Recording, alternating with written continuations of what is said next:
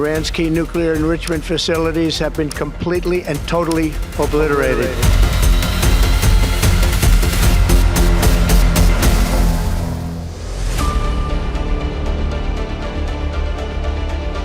On the 20th of June, US President Donald Trump sought 2 weeks to decide upon its response to the Israel-Iran conflict. But within 2 days, the US bombed 3 nuclear sites in Iran on the 22nd of June.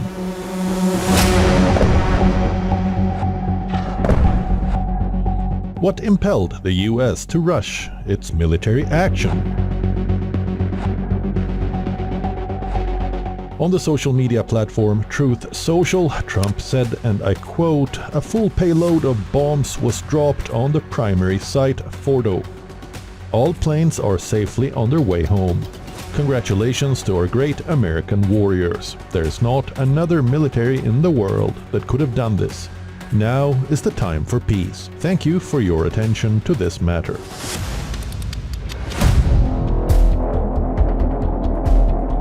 The Pentagon said that all the sites sustained extremely severe damage. Here is a look at commercial satellite imagery that indicates the US attack on Iran's Fordow nuclear plant was heavily damaged. Israel said they were in full coordination with the US in planning the strikes, and Iran confirmed the facilities were struck but denied it had suffered a major blow. The strikes marked a significant escalation in the war between Iran and Israel. So what nuclear sites did the US hit? What bombs did they use? Which countries in the world have nuclear sites and develop weapons?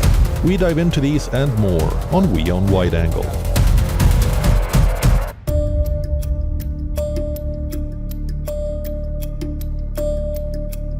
On the 21st of June, the US attacked 3 key nuclear sites of Iran: Natanz, Isfahan and Fordow.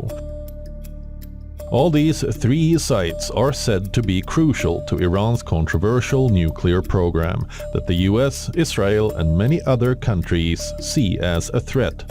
Let's take a look at these nuclear sites and understand how strategically they are located in isolated lands and functioning secretly.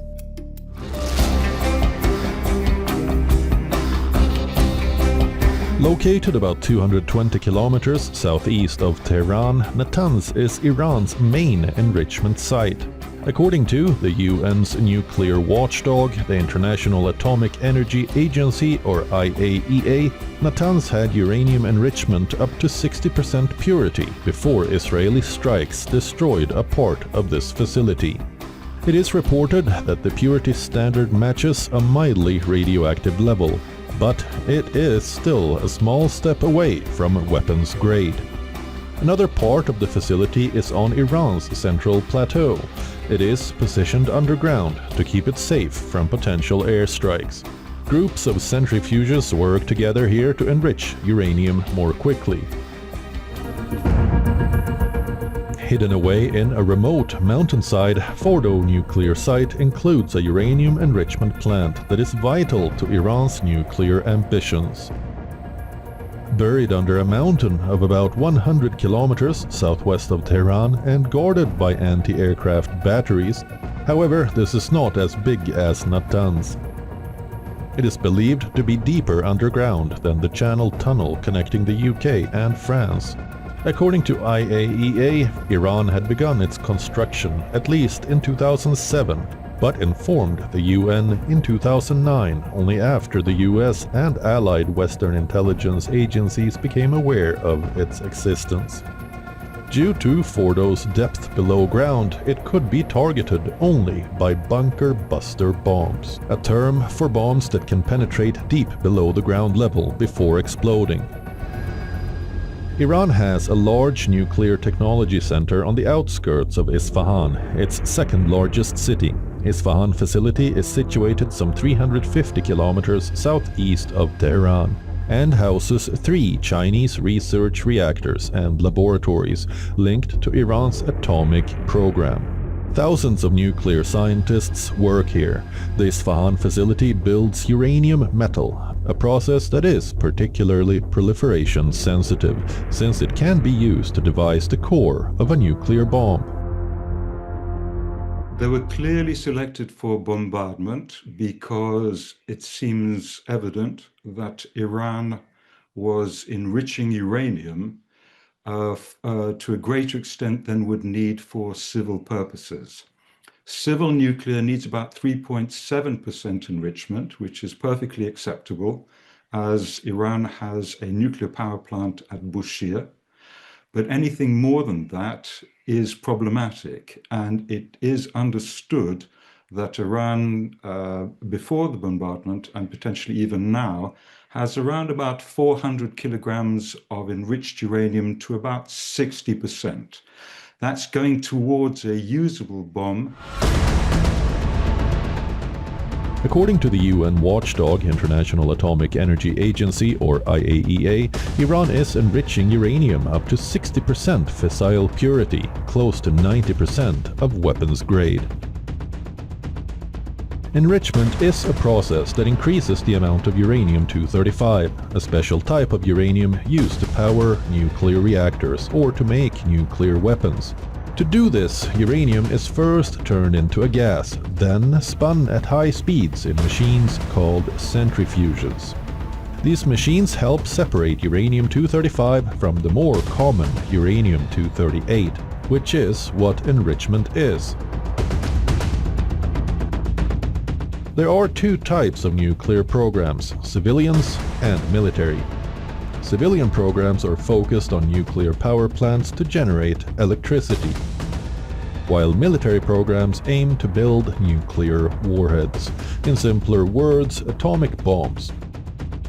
The Iranian regime has consistently claimed its nuclear program is solely civilian in nature. Its uranium enrichment levels have always been a cause of concern. According to the IAEA, Iran has accumulated more than 400 kilograms of uranium enriched to 60%. That level of enrichment exceeds what is needed for civilian energy production and is close to weapons-grade material. At 90% enrichment, those 400 kilograms would be weapons-grade enough for approximately 10 nuclear warheads. Experts had previously warned that the country could have reached that threshold quickly, given its stockpile and technical capabilities.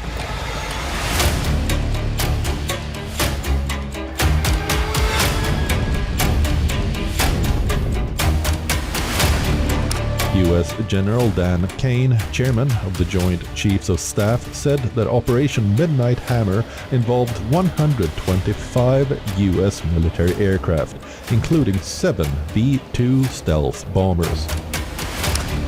The lead B-2 dropped 2 GBU-57 massive ordnance penetrators, or MOPs, also known as bunker buster bombs, on the nuclear site at Fordow.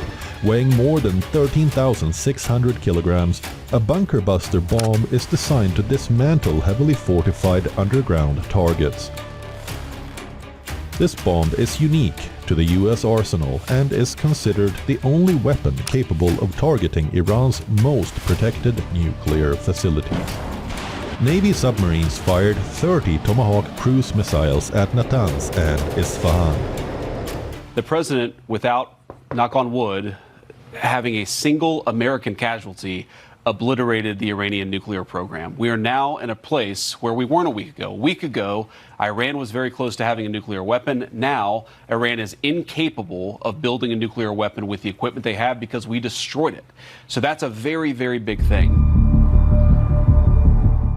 Ever since Iran's uranium enrichment program was first revealed in 2002, American presidents have said they are determined to prevent Iran from building a nuclear weapon.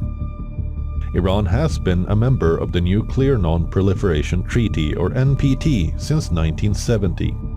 NPT commits non-nuclear weapons nations to not acquire nuclear weapons and agrees to regular international inspections. The objective of NPT, which took effect in 1970, is to halt the spread of nuclear weapons-making capability, guarantee the right of members to develop nuclear energy for peaceful ends, and for the original 5 nuclear weapons powers to phase out their arsenals. The 5 original nuclear weapons powers, as recognized by the NPT, are the United States, Russia, the United Kingdom, France, and China. These 5 countries are also the permanent members of the United Nations Security Council.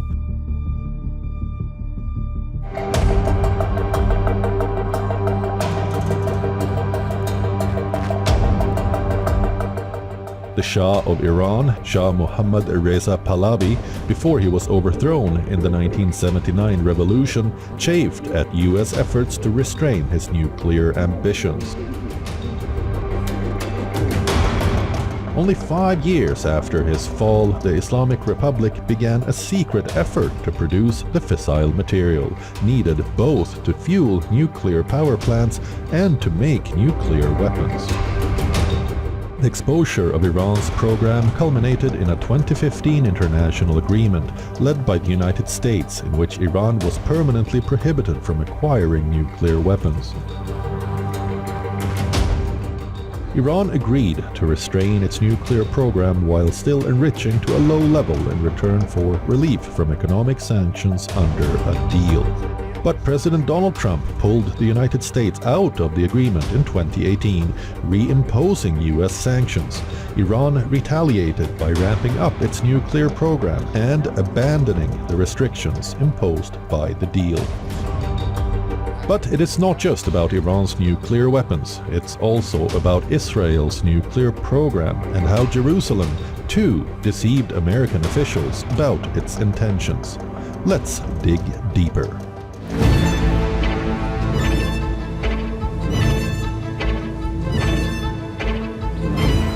Israel is a member of the International Atomic Energy Agency, the United Nations nuclear watchdog, along with Iran.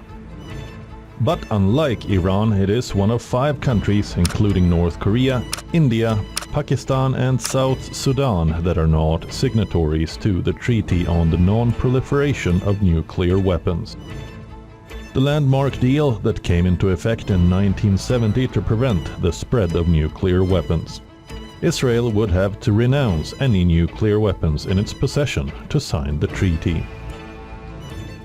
David Ben-Gurion, Israel's first prime minister, decided in the mid-1950s that Israel needed a nuclear weapon as an insurance policy against its Arab neighbors. In the 1950s and 60s, Israel secretly acquired the technology and materials to build nuclear weapons.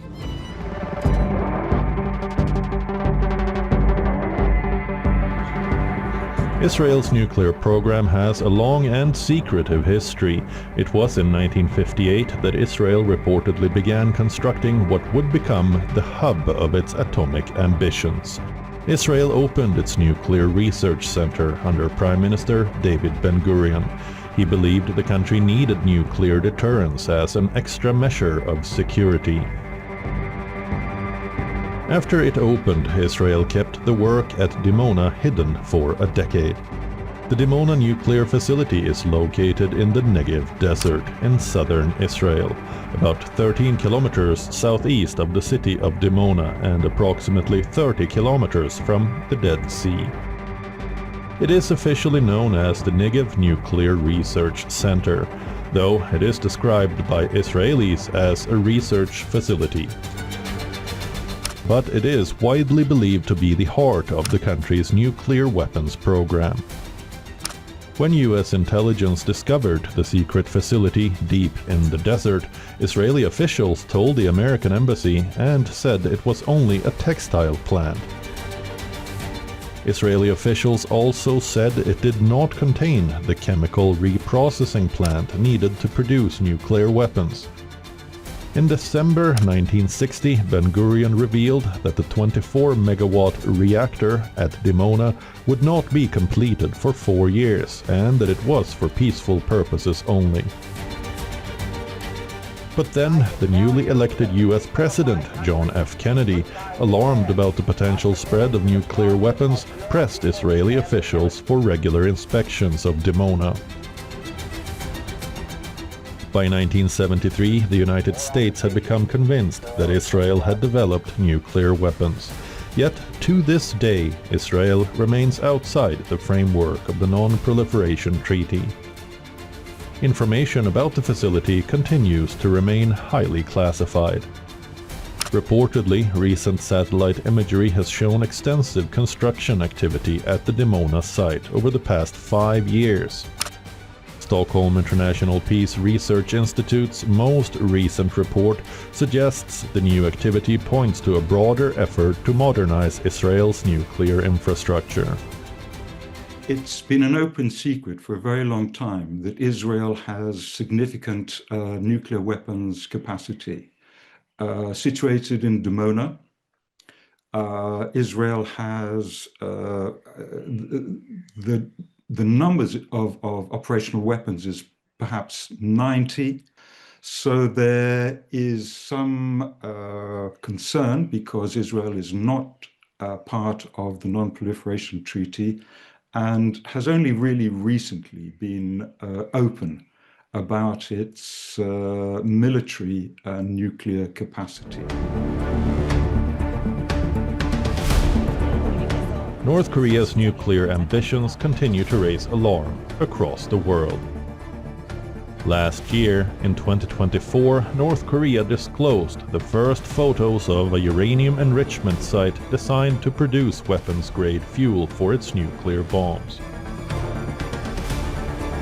North Korea says its arsenal of nuclear weapons and ballistic missiles are necessary to counter threats from the United States and its allies, which fought the North during the 1950 to 1953 Korean War. North Korea has never disclosed the number of weapons it possesses. In July 2024, a report by the Federation of American Scientists concluded that the country may have produced enough fissile material to build up to 90 nuclear warheads, but that it has likely assembled closer to 50. At the heart of its weapons program lies one sprawling and secretive facility, WION.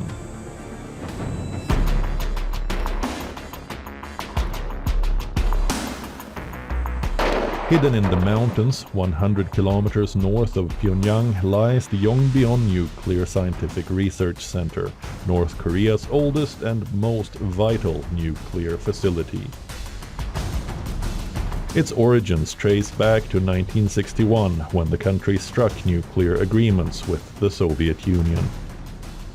Today, it's the core of Pyongyang's nuclear weapons program, producing the fissile material needed for warheads. Some buildings in the campus are for administration, but the most important ones are the reactors and labs that help build nuclear bombs. Among them is the IRT-2000 reactor, completed in 1965 with Soviet help. Initially built for research and medical isotope production, it was later converted to use highly enriched uranium. Experts worry it could now produce tritium, a material that makes bombs smaller and more powerful. A few grams of tritium can make a big difference in a warhead. While WION is the only facility that North Korea has declared officially, the intelligence community believes a second covert plant is in Kangson. In 2022, the UN listed Kangson as a suspected clandestine uranium enrichment facility. Analysts also believe North Korea operates centrifuges in additional locations in secret.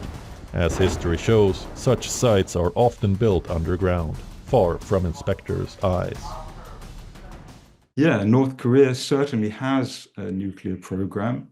It was initialized by China in the old days, but China has absolutely pulled back from helping or interacting with North Korea on this.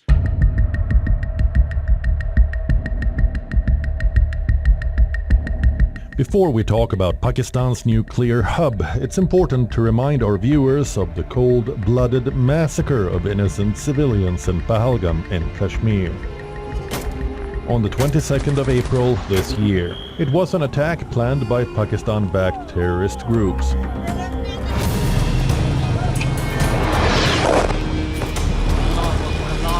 India retaliated and launched Operation Sindoor, hitting hard at the terrorist infrastructure in Pakistan and Pakistan-occupied Kashmir. The Indian Air Force categorically denied claims that it targeted Pakistan's Kirana Hills, an alleged nuclear weapons storage site, in its retaliatory strikes. Thank you for telling us that Kirana Hill houses some nuclear installation. We did not know about it. Okay. And we've not hit Kirana Hills, whatever is there. Okay. I did not brief in my briefing yesterday. Thank you. The very mention of Kirana Hills dominated the headlines over the next few days and reignited interest in one of Pakistan's most secretive military facilities. It is long suspected to be central to Pakistan's nuclear weapons program. The site remains a closely guarded location under the control of the Pakistan Air Force.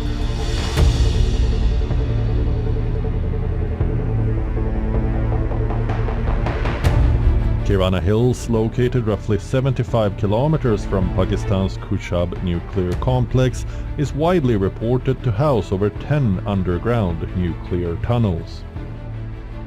It is a vast rocky mountain range and a designated area under Pakistan's Ministry of Defense in Sardogha district. Kirana Hills is locally referred to as the Black Mountains due to its brownish terrain, and stretches between the township of Chenabnagar and the city of Sargodha. Its proximity to heavy water reactors used for producing weapons-grade plutonium places it at the core of Pakistan's nuclear strategy. The terrain is known to be rugged and isolated, ideal for covert military testing and infrastructure. Beginning in the early 1980s, the area was developed for military use, including the establishment of bunkers and underground facilities. Kirana Hills has been linked to Pakistan's nuclear ambitions since the 1980s, a period when the country was actively developing its nuclear capabilities in response to regional security dynamics. Between 1983 and 1990, Pakistan conducted a series of cold tests or subcritical nuclear tests at Kirana Hills. These tests, which simulate nuclear explosions without triggering a fission reaction, were critical for Pakistan.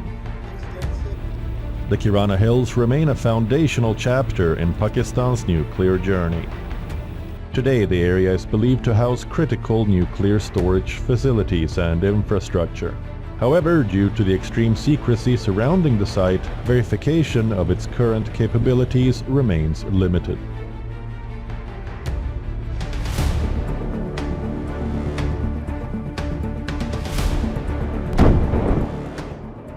And amidst the current conflict between Israel and Iran, the US president announced the ceasefire between the West Asian countries on 23rd of June. Just hours after Iran launched missile attacks at the US base in Qatar. The Gulf is home to several US military bases. As a result, Kuwait, Iraq, UAE, Bahrain, Qatar, all these countries had to shut airspace. Trump downplayed Iran's missile strike on the base in Qatar, saying most of its missiles were intercepted and that no Americans were hurt. He urged Iran to move forward towards peace. Trump later announced in a social media post that Iran and Israel have agreed to a ceasefire. On his platform, Truth, he wrote, "On the assumption that everything works as it should, which it will, I would like to congratulate both countries, Israel and Iran, on having the stamina, courage and intelligence to end what should be called the 12-day war. This is a war that could have gone on for years and destroyed the entire Middle East, but it didn't and never will." Trump brokered the ceasefire through talks with Israeli Prime Minister Benjamin Netanyahu on the 23rd of June, while his team, including Vice President J.D. Vance, held talks with Tehran. Reportedly, Israel agreed to it, so long as Iran does not launch fresh attacks.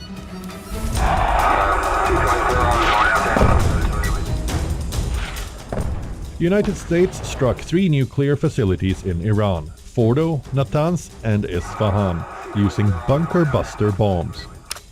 However, the initial report prepared by the Defense Intelligence Agency, which is the Pentagon's main intelligence arm, has determined that strikes on the nuclear facilities have set back Tehran's program by only a matter of months.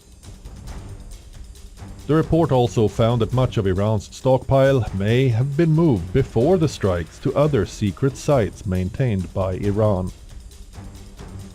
With the assessment first being reported in several media platforms, Trump lashed out, accusing them of teaming up in an attempt to demean one of the most successful military strikes in history. As the US continues to assess the damage, the big question remains: will Iran be able to build a nuclear weapon in the future? And what about those countries that have long used secret sites for weapons? Will they also continue with their nuclear ambitions?